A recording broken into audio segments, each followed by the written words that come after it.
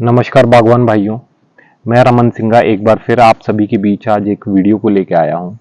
आज का जो इस वीडियो को बनाने का टॉपिक है वो है रूट स्टॉक क्या है, क्या इनके अंदर क्या कंफ्यूजन रूट स्टॉक को लेके है बागवानों के अंदर।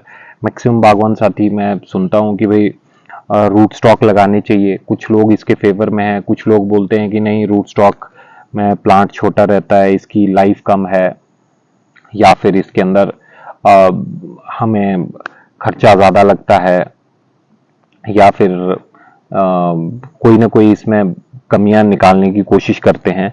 तो वो जो कमियां हैं वो बागवान भाइयों, इसमें रूट स्टॉक की कमी नहीं है, वो कमी है हमें इसका ज्ञान नहीं है। वो सबसे बड़ी कमी मुझे ये लगती है कि हमें प्रॉपर ज्ञान नहीं है रूट स्टॉक है क्या एक्चुअल में। अभी जो हम जिसके ऊपर हम अभी बागवानी कर रहे हैं, जिसको हम सीडलिंग भी बोलते हैं, वो भी एक्चुअल में एक तरह का रूट स्टॉक है। रूट स्टॉक डिफरेंट कहाँ होता है, जहां पे हम उसकी प्रोपोगेशन की बात करते हैं। अब जो आपका सीडलिंग रूट स्टॉक है वो आपका सीड से तैयार होता है। जब हम बीज को बीजते हैं उसके बाद जो उससे पौधा निकलता है उसके ऊपर हम ग्राफ्टिंग करते हैं, कोई भी वैरायटी, नई वैरायटी या पुरानी वैरायटी। उसके बाद वो जो पेड़ बनेगा उसको हम सीडलिंग रूट स्टॉक बोलेंगे, उसके ऊपर जो वैरायटी लगेगी। लेकिन जब हम क्लोनल रूट स्टॉक्स की बात करते हैं तो वहां पे हमारे पास काफी तरह के क्लोनल रूट स्टॉक्स आज की डेट में अवेलेबल हैं। भारत में भी, विश्व में तो है ही हैं। चाहे चाहे वो हम अमेरिका की बात करें, चाहे यूरोप की बात करें, चाहे न्यूजीलैंड की बात करें, तो अलग अलग जगहों पे अलग अलग रूट स्टॉक पे लोग काम कर रहे हैं। लेकिन जो अभी तक का सबसे वर्ल्ड वाइड अभी जो फेमस रूट स्टॉक है वो है अपना M9, जिसके ऊपर लोग आज की डेट में काम कर रहे हैं। तो M9 क्यों फेमस है, क्या इसके करेक्टरिस्टिक्स हैं, क्या इसकी ड्रॉबैक्स हैं, इसी तरह से जो दूसरे रूट स्टॉक्स हैं, 111 है और M7 है, M116 है, और जिनेवा सीरीज में हमारे पास रूट स्टॉक्स हैं, 41 है, G41 है, G969 है, G202 है। तो इस तरह के जितने भी रूट स्टॉक्स हैं इनका क्या है, कैसे काम करते हैं और इनके क्या क्या करेक्टरिस्टिक्स हैं, उसके बारे में आज डिटेल में हम जानकारी लेंगे।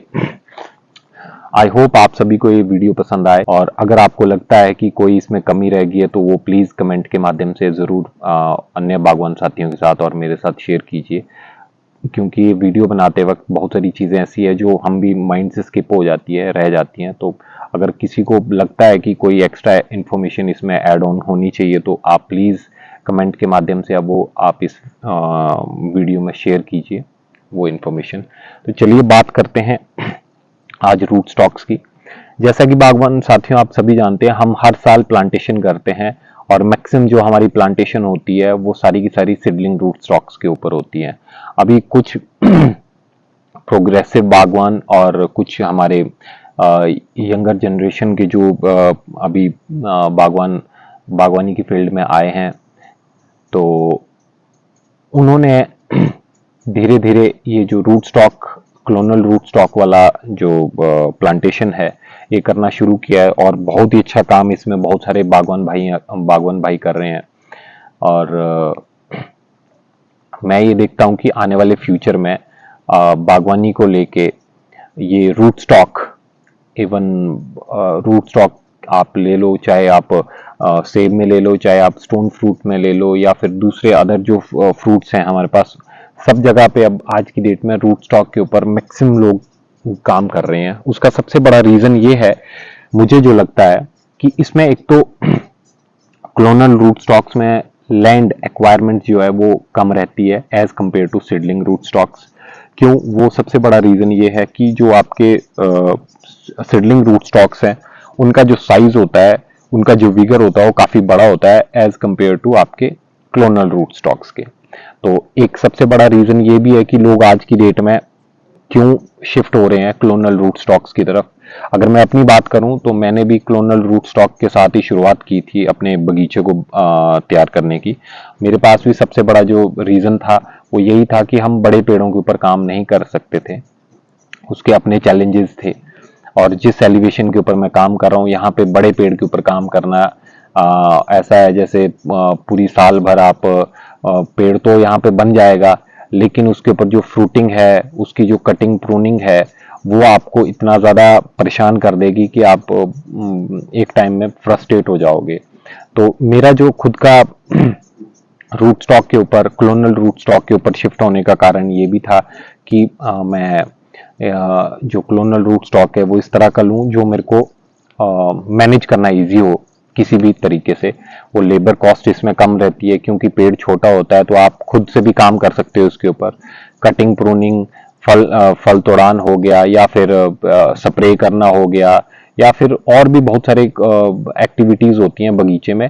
वो सारी की सारी एक्टिविटीज दो आदमी आराम से मैनेज कर सकते हैं। अगर आपके पास 500 कर पेड़ भी अगर हैं तो दो आदमी इनफ है पूरे बगीचे की प्रैक्टिसेस को मैनेज करने के लिए, अगर आपके पास सही तरीके का नॉलेज है।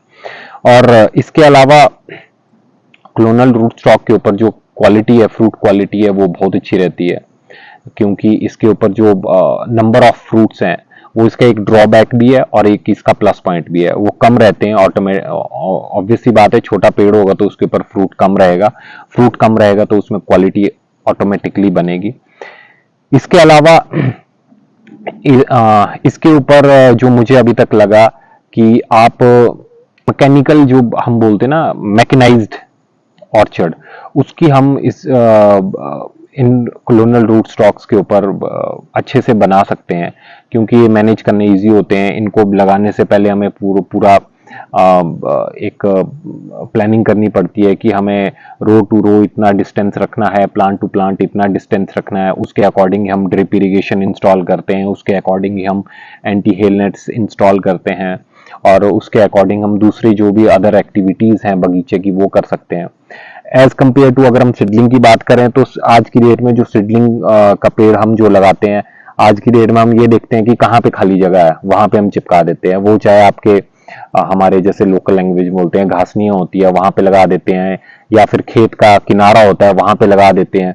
तो मतलब वहां पे हम ये चीजें कैलकुलेट नहीं करते हैं कि कल दिन वो जो पेड़ है उससे हमने फ्रूट कैसे हार्वेस्ट करना है, वहां पे जो तौलिया हम बनाएंगे उसको कैसे तौलिया करना है, जो हम उसमें करेंगे सर्दियों में।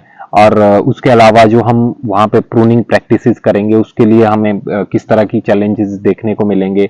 इवन हम ये भी नहीं सोचते हैं कि भाई जो हम फ्रूट उससे लेंगे उसको तोड़ना है, उसको हार्वेस्ट करना है, वो आराम से हम कैसे हार्वेस्ट कर पाएंगे। तो हम वो चीजें सीडलिंग रूट स्टॉक के ऊपर हम नहीं देखते हैं। लेकिन आज की डेट में कुछ बागवान साथी ऐसे हैं जो सीडलिंग रूट स्टॉक को भी प्रॉपर क्लोनल रूट स्टॉक की तरह मैनेज कर रहे हैं, अपने पूरी फील्ड का इस्तेमाल कर रहे हैं। तो वो उनकी अपनी प्रैक्टिसेस हैं और जो जिसमें वो बहुत अच्छे से काम भी कर रहे हैं।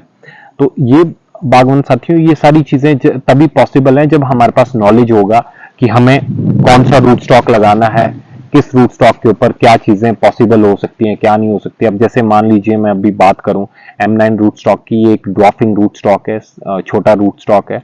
इसकी जो जड़ें होती हैं वो बहुत ज्यादा शैलो रूटेड बोलते हैं हम इसको, इसकी जड़ें ज्यादा गहरी नहीं जाती हैं, इसलिए इसे हमें सपोर्ट देने की जरूरत होती है। हमें विदाउट सपोर्ट इसको नहीं इसकी फार्मिंग नहीं कर सकते हैं।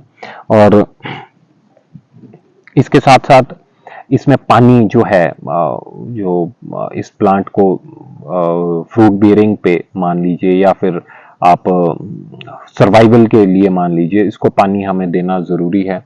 ये स्पून फीडिंग वाला प्लांट है, इसको जब तक हम स्पून फीडिंग अच्छे से नहीं करेंगे तब तक ये अच्छे से हमें रिटर्न भी नहीं देगा। तो इसको प्रॉपर केयर करने की जरूरत होती है जो छोटे रूट स्टॉक्स होते हैं। लेकिन जो आपके पास फिर सेमी ड्वार्फ या फिर वीगर रूट स्टॉक्स आ जाते हैं, जैसे 111 हो गया, तो ये लगभग 60 to 70% होता है जो हमारे सीडलिंग रूट स्टॉक्स हैं उसका। तो इसमें हमें उतना केयर करने की जरूरत नहीं होती है। मैं मतलब मेरे बोलने का मतलब ये है, आप इसको नेगेटिव मत लीजिए। कहने का मतलब है कि जो आपके ड्वार्फिंग रूट स्टॉक है और जो आपका वीगर रूट स्टॉक है उसके कंपैरिजन में अगर हम बात करें तो ड्वार्फिंग रूट स्टॉक को ज्यादा केयर करने की जरूरत होती है एज कंपेयर टू आपके वीगर रूट स्टॉक के मुकाबले में। तो वीगर रूट स्टॉक में जैसे 111 है, इसको आप लगा के आप इसमें ज़्यादा पानी की रिक्वायरमेंट इसकी नहीं होती है, ये डीप रूटेड होता है। ये जो अपना न्यूट्रिशन है ये अपनी जड़ों को काफ़ी अंदर तक पहुंचा के वहां से अपटेक कर सकता है। तो इसके साथ ऐसी कोई समस्या नहीं है। लेकिन हाँ, जब आपका पेड़ बड़ा होगा तो ऑब्वियस सी बात है उसके ऊपर आपको खर्चा ज्यादा होगा, खर्चा ज्यादा, आपकी खाद ज्यादा लगेगी, आपकी स्प्रे जो है वो उसकी कैनोपी थोड़ी सी बड़ी होगी as compare to dwarfing root stock, तो वहां पे आपकी स्प्रे भी ज्यादा लगेगी। और इसके अलावा आपका लेबर कॉस्ट उसमें ज्यादा रहेगा कि लेबर भी ज्यादा चाहिए उसके लिए, बड़ा रूट स्टॉक है तो काफी जगह भी घेरेगा, तो वहां पे आपको उसमें लेबर के साथ। और इसमें जो एक और चीज जो अब रूट स्टॉक आ रहे हैं उनमें बीमारियां कम है। बीमारियां इन द सेंस कि उनकी रेजिस्टेंस पावर अच्छी है as compare to seedling root stocks.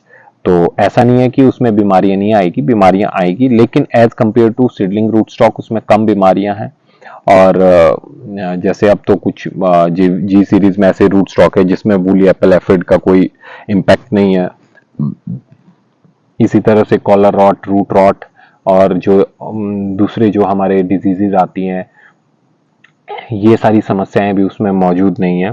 तो रिप्लांटेशन साइट्स के लिए जैसे हम बात करते हैं कि भाई हमें कौन सा रूट स्टॉक पे काम करना चाहिए, तो उसमें आपके जैसे MM1 जो 16 है 116 है, उसके ऊपर काफ़ी लोग आज की डेट में काम कर रहे हैं। ये रिप्लांटेशन साइट्स के लिए अच्छा रूट स्टॉक माना जाता है।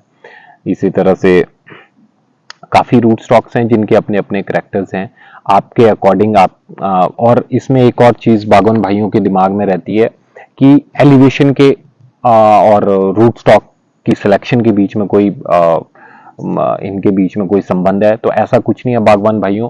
एलिवेशन और रूट स्टॉक के बीच में कोई ऐसा संबंध नहीं है। आप रूट स्टॉक किसी भी एलिवेशन पे जो एज कंपेयर टू जो हमारा हिमाचल का एरिया है, यहाँ पे हम किसी भी एलिवेशन के ऊपर कोई सा भी रूट स्टॉक लगा सकते हैं। ऐसा इसमें कोई हमें बाधा नहीं है कि भाई हमें इस पर्टिकुलर हाइट के ऊपर ये वाला रूट स्टॉक लगाना है। हाँ, कुछ ऐसे रूट स्टॉक्स हैं जैसे आपका ताबो हो गया या फिर स्पीति वाला जो एरिया है, जो हाई एल्टीट्यूड एरियाज हैं, 10,000 फीट से ऊपर के जो एरियाज हैं, 9,000 फीट से ऊपर के जो एरियाज हैं, जहां पे आपकी एम सीरीज का जो रूट स्टॉक है वो थोड़ा सा दिक्कत करेगा। तो वहां के लिए हमारे जैसे ये है बर्ड सीरीज के जो रूट स्टॉक्स हैं वो काम करते हैं, जो हार्ड जो चिलिंग एरियाज होते हैं या ठंडे इलाके होते हैं वहां पे वो अच्छे से सरवाइव कर सकते हैं। तो ऐसे इलाकों के लिए बर्ड सीरीज के जो रूट स्टॉक्स होते हैं वो काफी अच्छे रहते हैं। और जो हमारे नॉर्मल जो हमारा हिमाचल का जो एरिया है, यहाँ के लिए आपके नॉर्मल आपके जो एम सीरीज के रूट स्टॉक अभी आ रहे हैं या फिर जी सीरीज के रूट स्टॉक्स आ रहे हैं, ये इनफ है। आप किसी भी रूट स्टॉक के ऊपर काम कर सकते हैं। हाँ, आपके पास पानी की अवेलेबिलिटी, आपके पास लैंड किस तरह की है, अच्छी लैंड होनी चाहिए और मिट्टी अच्छी होनी चाहिए, हल्की मिट्टी होनी चाहिए। ऐसा नहीं है कि हार्ड सॉइल हो, उसके ऊपर भी ऐसा नहीं है कि नहीं लगेगा, लगेगा, लेकिन उसके ऊपर उसका सर्वाइवल जो है वो थोड़ा सा टफ हो जाता है रूट स्टॉक्स का। तो वो चीजें हैं। तो इसके साथ साथ और अगर हम बात करें अब दोनों को कॉन्क्लूड करते हैं, तो सीडलिंग और क्लोनल रूट स्टॉक्स में जो मुझे सबसे अच्छी चीज ये लगती है कि दोनों के अपने अपने नुकसान भी और अपने अपने फायदे भी हैं। लेकिन जो अगर हम फ्यूचर की बात करें तो वहां पे मुझे ये लगता है कि आने वाला टाइम अब क्लोनल रूट स्टॉक की तरफ शिफ्ट हो रहा है, क्योंकि लोगों के पास लैंड होल्डिंग जो कैपेसिटी है वो धीरे धीरे जनरेशन टू जनरेशन कम होती जा रही है। तो वहां पे हमें छोटे बागवान साथियों को ये देखना जरूरी है कि हमारे पास कम जमीन में हम कितना ज्यादा प्रॉफिट कमा सकते हैं और कितना ज्यादा हम प्लांटेशन लगा सकते हैं। तो वहां पे मुझे लगता है कि जो रूट स्टॉक है, क्लोनल रूट स्टॉक है, वो बहुत ही कारगर सिद्ध होंगे आने वाले टाइम में। तो मुझे ये लगता है कि नियर फ्यूचर में हमें root stocks, clonal root stocks के ऊपर धीरे धीरे शिफ्ट होने की जरूरत है। जो हमारे पुराने सीडलिंग के पौधे हैं उनके ऊपर भी आप काम करिए, जब तक आप उनसे सेव ले रहे हैं या फिर वहां से प्रॉफिट ले रहे हैं तब तक आप लीजिए। और अगर आपको लगता है कि हमें अब शिफ्ट होना है क्लोनल रूट स्टॉक की तरफ, तो धीरे धीरे आप उसकी तरफ भी जाइए। आपको पता लग जाएगा कि कौन से रूट स्टॉक पे आप कितना अच्छा काम कर सकते हैं, आपकी प्रूनिंग प्रैक्टिसेस कैसी हैं, आपका न्यूट्रिशन मैनेजमेंट कैसा है, आपकी सॉइल कैसी है, आपकी लैंड कैसी है। तो वो सारी चीज़ें फिर आप धीरे धीरे सीखेंगे जब एक बार आप शुरू करेंगे। तो आप यहाँ से शुरू कर सकते हैं कि थोड़ा सा रूट स्टॉक लाया, उसको आपने प्रोपोगेट कर दिया अपने लोकल उसमें नर्सरी में, या फिर अपने घर के साथ ही प्रोपोगेट करने के लिए डाल दिया। जैसे अभी आपको मैं दिखाता हूँ, यहाँ पे हमारे पास कुछ रूट स्टॉक है जो अभी प्रोपोगेशन के लिए डाला गया है। इसमें M7 भी है, 106 भी है, और M9 भी है, T337 भी है, और इसके अलावा हमारे पास G सीरीज का भी रूट स्टॉक अवेलेबल है। तो ये कुछ ऐसे रूट स्टॉक है जो हम अपने लिए अभी प्रोपोगेशन में हमने डाल रखे हैं, ताकि आने वाले टाइम में जहाँ पे भी हम प्लांटिंग करें तो वहाँ पे हम इन रूट स्टॉकों के मदद से अपने प्लांट्स को तैयार करें। और ये एक बहुत अच्छा विकल्प है बागवान साथियों के पास कि अपना रूट स्टॉक लगाइए, और आपके एलिवेशन पे जो सबसे अच्छा परफॉर्म कर रही है वैरायटी उसको चूज कीजिए, और वहां पे आप रूट स्टॉक के ऊपर, क्लोनल रूट स्टॉक के ऊपर उस वैरायटी को लगा के अपने बगीचे को आगे बढ़ाइए। तो आज इस वीडियो में इतना ही बागवान साथियों, मिलते हैं नेक्स्ट वीडियो में। तब तक के लिए नमस्कार, जय हिंद, जय भारत।